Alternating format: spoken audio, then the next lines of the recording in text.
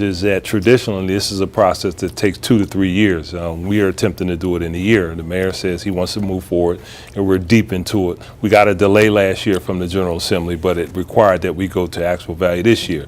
So we're working in a process that we want to protect those individuals who truly can't pay the increases. We want to put people in a position that they maintain their homes in some of these gentrified communities, and the General Assembly has been very good with working with us. So we've had a series of bills, 4 of them, 2 of that have passed. The most important one is gentrification, which is moving through the General Assembly. We get that enacted, we'll be able to have a situation where people will be comfortable living in their neighborhoods. But what's the gentrification bill do? Well, what happened in a significant number of communities, and it's a good thing in that people felt that these communities were desirable, and they built a significant number of new homes, all of them tax abated, which is another level of controversy. Right. But as a result of that, they had enhanced the value of properties. So when an individual who... Or they redid the homes or rehabbed them. Exactly. Like, and, you know, they're significantly high-priced hot properties, but you have people living in properties that they may have purchased 30 years ago for $20,000, and all of a sudden, the assessor says, your house is worth $400,000. And these people clearly can't pay that additional tax burden. So if a person lived in a community for 10 years, under the gentrification legislation, we're allowed to give them limited tax increases based on their tenure in that house as long as they stay in that house. So we're going to make sure that we get that in place. And so you think it'll happen? I think it'll happen. Now, when you look at the city of Philadelphia today, here in the year 2013, you see a lot of people moving into the city for the first time in a long time. Right. Areas like the Art Museum area, sections of North Philadelphia, South Philadelphia, which was, everybody said when those homes turned over, there would be problems in South Philadelphia. And you see this expansion of young people moving in. Mm-hmm. What do you think the key is to maintaining that moderate but steady growth? Well, I'm happy that that's happening, but the reality is that you don't see the same level of interest or the same level of growth in areas that traditionally were strong communities. You don't see that in Winfield. You don't see it in Overbrook. You don't see it in Mount Airy. You don't see it in West Oak Lane, some of those areas that traditionally were strong communities. And what we have to do is come up with a strategy. While we continue to grow around the perimeter of Center City, you have to build out into the rest of the city. You can't have declining values and declining conditions in those neighborhoods that were traditionally strong. That's why our population growth is not as strong as it should be. That's why our revenues are not as strong as it can be, because the reality is our revenues are not coming in because we've consistently seen vacant upon vacant in these traditionally strong neighborhoods. So we have to come up with a game plan for the entire city and not just simply sit back and be happy about the fact that the Center City perimeter is building out. And that's the Center City perimeter is a jewel, there's no question about it. But you're right about one thing. If you look at West Mount Airy, Logan, East Mount Airy, the sections of famous Mount Airy, which is considered nationwide to be one of the more unusual neighborhoods in the country, what do you do to make those neighborhoods more successful? So much of the effort is always based right in the center of the city. Right. Well, we've been quietly working on a strategy in City Council on coming up with a game plan for those neighborhoods outside the perimeter of Center City. When you look at areas that are traditionally some of the strongest, such as up in West Oak Lane and Mount Airy, you actually have the highest foreclosure rate in those neighborhoods. Really? Oh, absolutely. So you have to come up with a solution for that.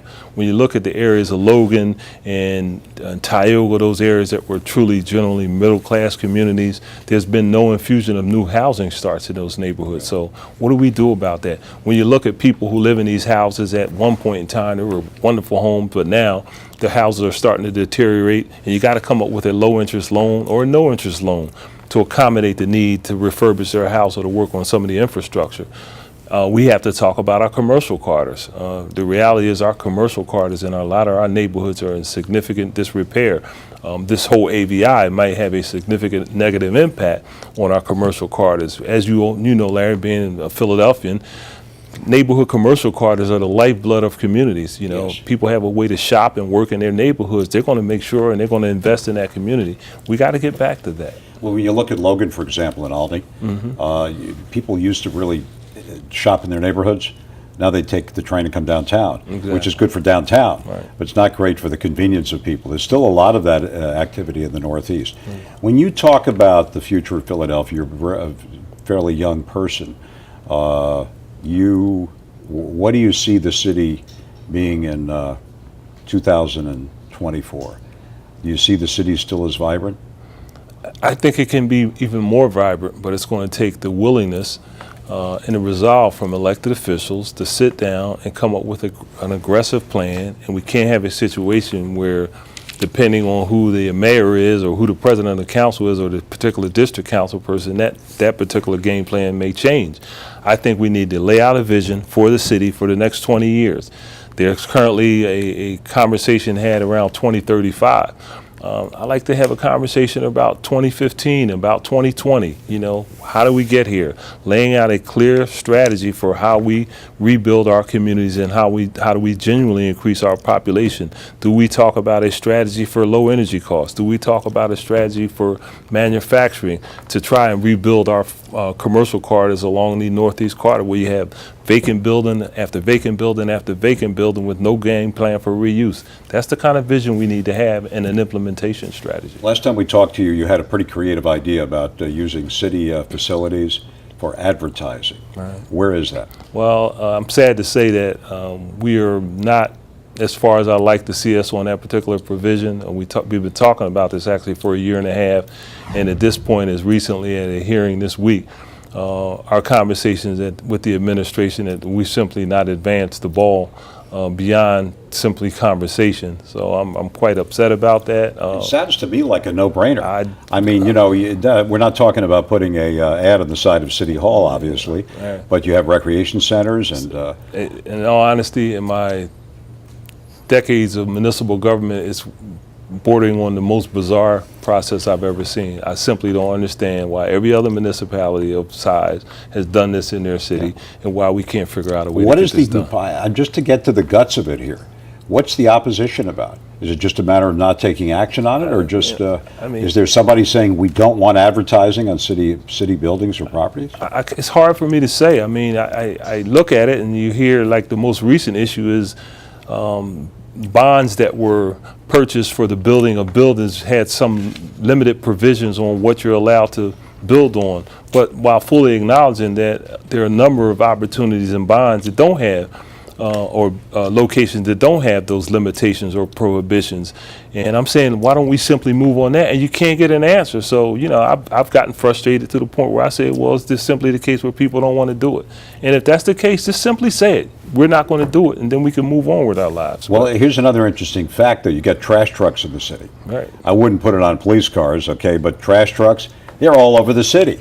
Street cleaners. I mean, how easy would that be? Every block in the city of Philadelphia has a trash truck coming down it once a week. I cannot snow removal.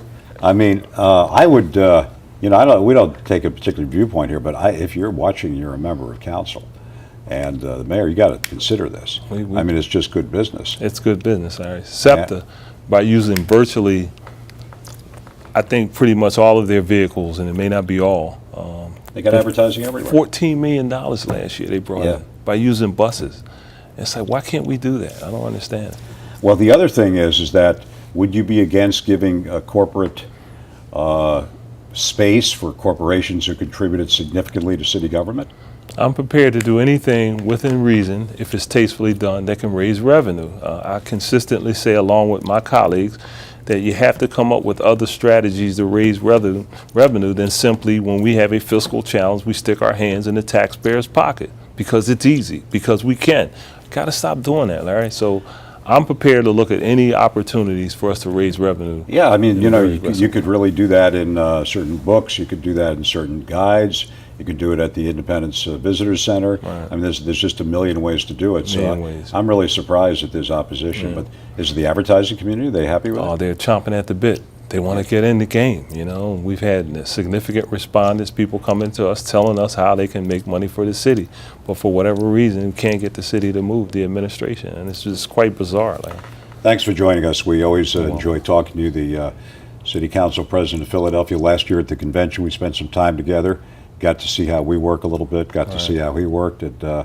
Very, very interesting man, and certainly I didn't bring up the mayor's race, but you'd have to watch. You can't say anything. Right? I know. Can't say anything. Darrell Clarke, City Council President of the City of Philadelphia. We'll have him back with us again. Thanks for watching here on Voice of Reason. Have a great week.